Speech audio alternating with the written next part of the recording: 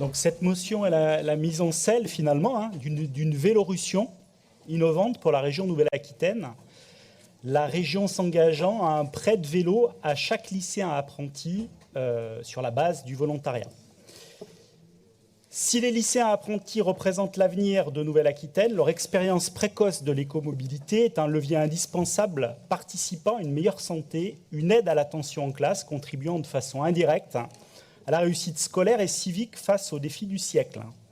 Il y a bel et bien une convergence aujourd'hui entre écomobilité décarbonée, climat, peak of oil, économie, réindustrialisation, et vous en avez parlé hier, Président, c'est un pan vraiment important auquel nous pouvons participer, qui est en concomitance d'ailleurs avec la politique que vous portez, géopolitique d'une part, et santé globale des jeunes d'autre part.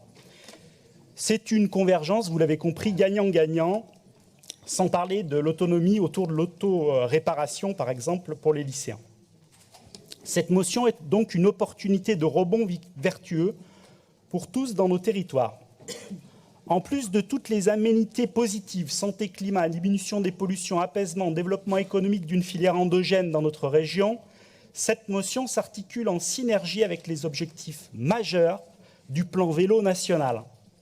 Développement d'aménagements cyclables de qualité et plus généralement sécurité routière. Incitation donc autour de la mise en place d'un cadre adapté reconnaissant pleinement le vélo comme un mode de transport pertinent et vertueux. Développement finalement d'une culture vélo. Alors ce levier régional est de plus une opportunité pour massifier et irriguer les écomobilités partout dans nos territoires. Alors on va sans doute nous dire, eh oui, et le coût? Alors oui, Président, c'est une ambition. C'est une ambition qui a un coût notable pour notre collectivité, nous en sommes conscients. Le montant d'une telle mesure, nous l'avons chiffré, c'est environ 25 millions d'euros. Toutefois, ce coût doit se comparer à d'autres choix faits par notre collectivité en termes de transport qui se chiffrent, eux, en milliards et qui trop souvent fragmentent, opposent et divisent via l'effet tunnel et la métropolisation.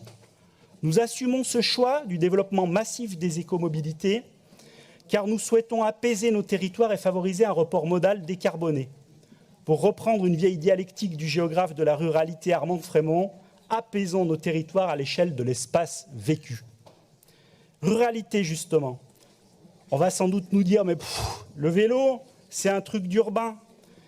Juste un témoignage. Dans mon petit village à Port-d'Envaux, c'est une file continue tous les matins des parents qui posent leurs enfants qui vont prendre le bus pour aller au lycée. Donc, usage du vélo à la campagne, oui, c'est possible et c'est souhaitable, y compris pour aller prendre le bus le matin lorsqu'on est lycéen. Combien de trajets en voiture évités sur ces micro-trajets de souvent moins de 3 km si nous gagnons à terme la bataille culturelle du vélo chez les lycéens ruraux? Cette motion est une opportunité, chers collègues, qui contribuera, vous l'avez compris, à l'accompagnement de la transition.